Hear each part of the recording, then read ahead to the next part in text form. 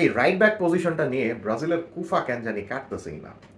আমরা গত দশকে দেখেছিলাম যে ব্রাজিলের এই রাইট ব্যাকের জায়গাটা সামলাইতেন মাইকন এবং দানি আলভেজের মতো কিংবদন্তি ফুটবলাররা, কিন্তু এরপর আমরা কি দেখলাম? এরপর আমরা দেখলাম যে ব্রাজিলের মতো একটা অসাধারণ ফুটবল প্রিয় দেশ থেকে প্রপার কোনো রাইট ব্যাক উঠেই আসতেছে না, for some reason, I don't know Y. যে কারণে এদের মিলিতাওকে রাইট ব্যাকের দায়িত্ব দেওয়া হচ্ছে গত কয়েক বছর ধরে। এবারের বিশ্বকাপও তারই রাইট ব্যাকে খেলার কথা, যদিও he is a fantastic centre back, is not a right back. তিনি ফিট থাকলে এই বিশ্বকাপেও তিনি ব্রাজিলের হয়ে রাইট ব্যাকেই খেলতেন। প্রবলেম হয়েছে তিনি ফিট নেই, ইঞ্জুরিতে পড়েছেন। তো তিনি যখন ইঞ্জুরিতে পড়লেন, ব্রাজিলের রাইট ব্যাক কে হবেন সেই দৌড়ে সবচেয়ে বেশি এগিয়েছিলেন এএস রোমার Wesley. Fantastic player, there is no doubt about it. Very speedy, very high pressing player, যিনি কিনা ক্রমাগত ওঠানামা করতে পছন্দ করেন এবং অনেক বেশি অ্যাটাকিং একটা ফুল ব্যাক।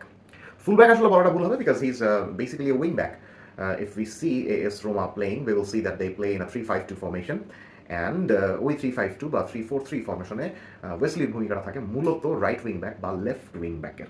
উইং ব্যাক, তার পেছনে তিনজন সেন্টার ব্যাক থাকে আর কি। ব্রাজিল কিন্তু ওই সিস্টেমে খেলে না, আবার ব্রাজিল ফোরম্যান ব্যাক লাইনে খেলছে এবং ফোরম্যান ব্যাক লাইনে তাকে ফুল ব্যাকের ভূমিকা দেওয়া হয়েছিল।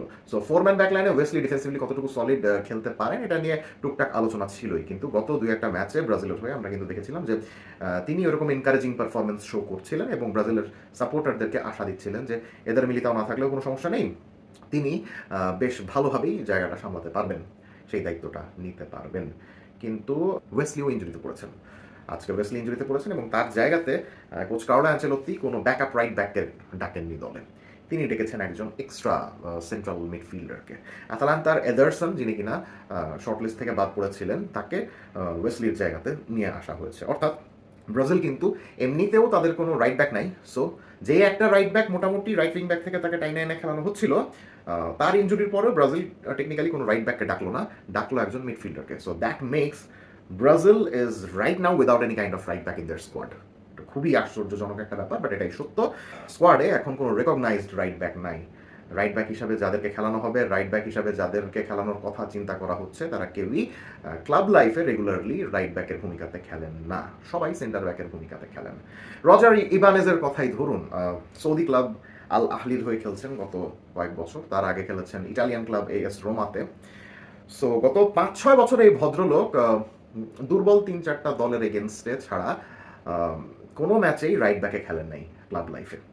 ব্রাজিল বেসিক্যালি তার উপরেই রাইট ব্যাকের দায়িত্ব দেওয়ার চিন্তা ভাবনা করছে, যে কিনা গত কয়েক বছরে 98% অফ দ্য টাইমস বা 99% অফ দ্য টাইম যিনি রাইট ব্যাকের ভূমিকাতে খেলেন নাই, সেন্টার ব্যাকের ভূমিকাতে খেলেছেন। এটা গেল একটা অপশন। Second option is দানিলো। আমি আগের অনেক ভিডিওতেই বলেছিলাম যে 2026 সালে এসেও যদি ব্রাজিলের বিশ্বকাপ দলে দানিলোকে দেখতে হয় এবং দানিলোর উপরে যদি ব্রাজিলকে ডিপেন্ড করতে হয়, এটার থেকে বড় পরিহাস আর এটার থেকে বড় আইরনি আসলে কোনো কিছুই নয়, বিকজ ব্রাজিলের জার্সি গায়ে দানিলো কখনোই তেমন কিছুই করতে পারেন নাই যে এই 2026 সালেও তাকেই দেখতে হবে। সো যাই হোক না কেন, তিনি কিন্তু ক্যারিয়ার শুরু করেছিলেন রাইট ব্যাক হিসাবেই, অনেকগুলো ক্লাবে রাইট ব্যাকেও খেলেছিলেন, কিন্তু গত 3 বছর ধরে, specially when he returned to Brazil and joined Flamengo, he has been playing as a center back. He is not being played as a right back. তাকে সেন্টার ব্যাক হিসেবে খেলানো হচ্ছে, রাইট ব্যাক হিসেবে খেলানো হচ্ছে না। আবার এর মধ্যে কথা আছে, ফ্লামেঙ্গোর স্টার্টিং 11-এও এখন দানিলো চান্স পান না। রাইট ব্যাকে ফ্লামেঙ্গোর হয়ে এখন চান্স পান টটেনহাম হটস্পার এবং এসি মিলানের সাবেক রাইট ব্যাক এমারসন রয়্যাল। দানিলো এখানে বেঞ্চে থাকেন। সো ব্রাজিলের আরেকটা অপশন রাইট ব্যাকে এমন একজন খেলোয়াড় যিনি কিনা বেসিক্যালি ক্লাবে একটা বেঞ্চ অপশন এবং তিনি যখন খেলার সুযোগ পান বেসিক্যালি সেন্টার ব্যাকেই খেলেন। এমনকি কয়েকদিন আগে ফ্ল্যামেঙ্গো যখন কোপা লিবার্টাদোরেস জিতলো, দানিলোর গোলেই যখন জিতলো, তখনও কিন্তু এই ম্যাচে দানিলো সেন্টার ব্যাকের ভূমিকাতেই খেলেছিলেন। সো এটা একটা প্রবলেম। আরও অপশন যারা যারা রয়েছেন, যারা কিনা ব্রাজিলের হয়ে রাইট ব্যাকে খেলতে পারবেন, এদের মধ্যে রয়েছেন ফাবিনিও। ফাবিনিও আজ থেকে মোটামুটি 10 বছর আগে যখন মোনাকোতে খেলতেন, তখন তিনি রাইট ব্যাকে খেলছেন কয়েকটা ম্যাচ। এরপর থেকে তিনি যে ডিফেন্সিভ মিডফিল্ডার হয়েছেন, ওই পজিশন থেকে তিনি আর কিন্তু সরেন নাই। এটার পেছনে কারণ আছে।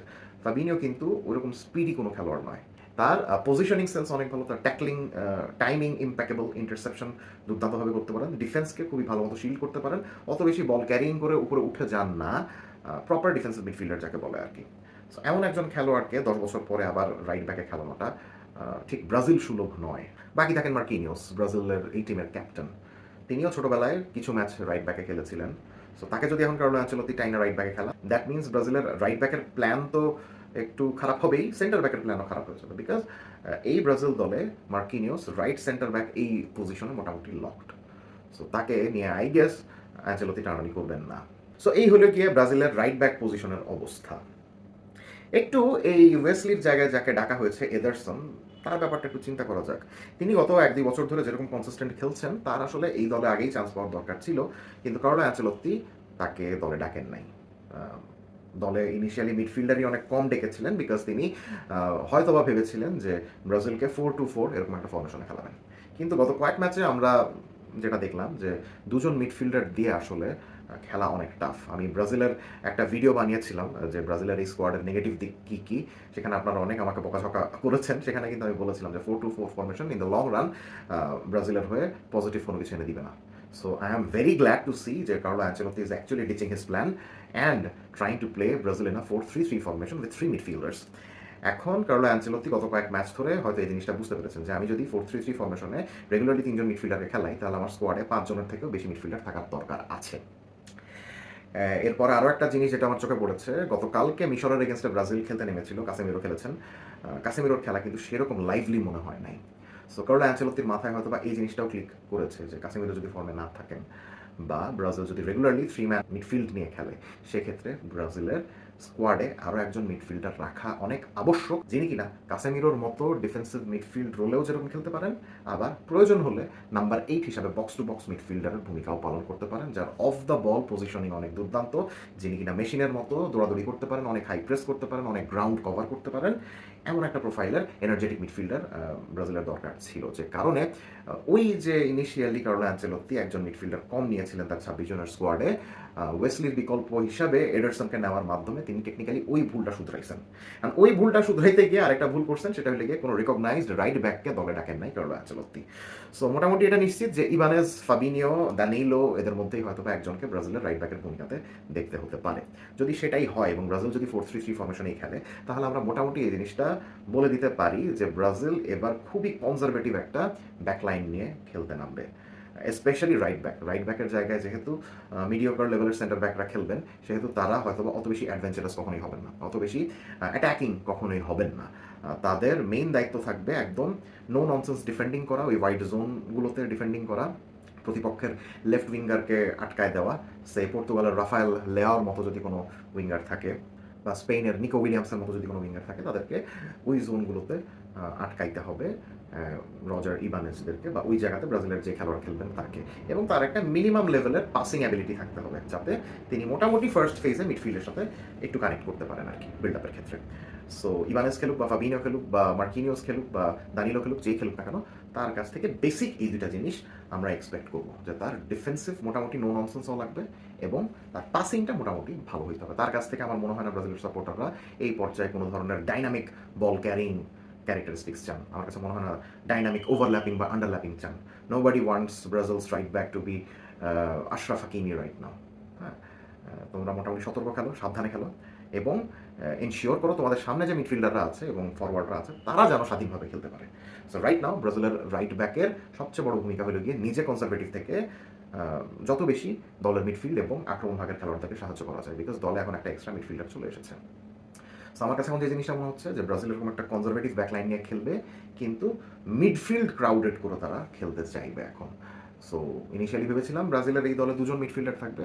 সো এখন মনে হচ্ছে না যে ব্রাজিলের এই দলে 2 জন মিডফিল্ডার থাকবে, 3 জন মিডফিল্ডার থাকবে অ্যাটলিস্ট, এটা আমার কাছে মনে হচ্ছে। কাসেমিরো অফকোর্স থাকবেন, কার্লো অ্যানচেলত্তির প্রিয় শিষ্য, ব্রুনো গিমারেসও থাকবেন, এবং এই দুজনের সঙ্গে হয় দানিলো থাকবেন, মিডফিল্ডার দানিলোর কথা বলছি, বা লুকাস পাকেতা গত 2 ম্যাচ ধরে বেশ ভালোই পারফর্ম করছেন, তিনি থাকতে পারেন। দুজনের কেউই না থাকলে এডারসন তো আছেনই। তো 3 জন মিডফিল্ডার অ্যাটলিস্ট কিন্তু থাকবেন। সো এই 3 জন মিডফিল্ডার যেন নিজেদের মধ্যে একটা কম্বিনেশন গ্রো করতে পারেন, একটা সিনার্জি গ্রো করতে পারেন, এবং তাদেরকে যেন কিউমুলেটিভলি ডিফেন্সের দিকে অত বেশি যেন চিন্তা না করতে হয়। এই জন্য ব্রাজিলের এই ব্যাকলাইনকে অনেক বেশি কনজারভেটিভ থাকতে হবে। অ্যান্ড মিডফিল্ডের সামনে যে সকল ফরওয়ার্ডরা থাকবেন, তারা তো স্বাধীনভাবে তাদের কাজ করতে তাদেরকে তো হবেই, কিন্তু মিডফিল্ড এবং ফরওয়ার্ড প্রত্যেককে মাথার মধ্যে রাখতে হবে যে আমাদের ডিফেন্সের অ্যাটলিস্ট 2 ফুল ব্যাকের অবস্থা অনেক অর্ডিনারি, তাদের উপর আমরা সেভাবে ডিপেন্ড করতে পারবো না। মানুষের ভাগ্য যে কত তাড়াতাড়ি বদলা যায় আর কি। এডারসন কিন্তু গত 6-7 মাস ধরে অনেক চেষ্টা করছেন অ্যাটলেটিকো মাদ্রিদে যাওয়ার জন্য, কিন্তু অ্যাটলেটিকো মাদ্রিদ তাকে এই নিচ্ছি এই নিব করে করে কিন্তু নিচ্ছিল না। সো তার স্বপ্ন পূরণ হচ্ছিল না অ্যাটলেটিকো মাদ্রিদের মতো বড় ক্লাবে আসার। ওইদিকে কার্লো অ্যানচেলত্তিও তাকে মেইন স্কোয়াডে ডাকেন নাই, এটাও একটা স্যাড নিউজ তার জন্য। সো এই স্যাড নিউজের মধ্যেই তিনি বউয়ের সাথে একটা বিয়া খাইতে গেছিলেন। বিয়ে টিয়ে খেয়ে রাত্রেবেলা বাসায় ফিরে ঘুমাইছেন, ঘুম থেকে উঠেই দেখছেন যে তিনি ব্রাজিলের জাতীয় দলে ডাক পেয়ে গেছেন। ব্রাজিলের জাতীয় দলে তো ডাক পেয়ে গেছেনই, গত কয়েকদিন ধরে আমরা এই নিউজও শুনতে পাচ্ছি যে অ্যাটলেটিকো মাদ্রিদ না হোক, ম্যানচেস্টার ইউনাইটেডের মতো দল তার প্রতি অনেক বেশি interested. And Casemiro Manchester United ছাড়ছেন, আপনারা সবাই জানেন। কাসেমিরোর রিপ্লেসমেন্ট হিসেবে এডারসনকে ম্যানচেস্টার ইউনাইটেড কিনেছে। So probably Carlo Ancelotti is trying to play the same formula as well. Manchester United যেরকম ক্যাসেমিরোর রিপ্লেসমেন্ট হিসেবে এডারসনকে নিয়ে আসছে, ক্যাসেমিরো যদি ব্রাজিলের জাতীয় দলে কোনো কারণে ভালো না খেলতে পারেন বা তার যদি হেল্পের দরকার হয়, তাহলে সেম ট্যাকটিক্সটা কার্লো অ্যানচেলোত্তিও অ্যাপ্লাই করতে চাইছেন বলে আমাদের কাছে মনে হচ্ছে। না হয়তো তিনি এই দলে ডাকতেন না এডারসনকে, তাই না? কমেন্ট সেকশনে জানিয়ে দিবেন ব্রাজিলের স্কোয়াডে, ব্রাজিলের মেইন 11-এ আপনি রাইট ব্যাক হিসেবে রাখতে চাচ্ছেন এবং তার কাছে আপনার এক্সপেকটেশনটা কীরকম। Let's have a discussion.